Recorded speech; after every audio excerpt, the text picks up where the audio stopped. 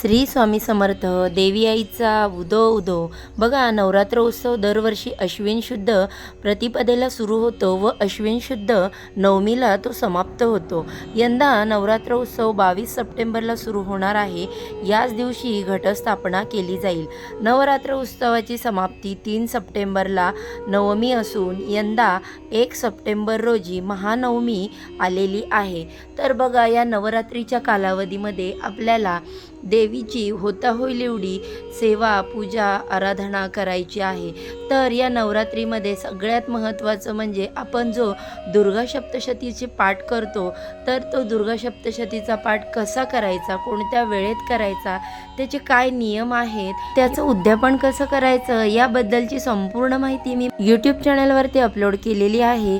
या व्हिडिओच्या खाली मी लिंक देते. नक्की जरूर तुम्ही हा व्हिडिओ पहा व माहिती जाणून घ्या.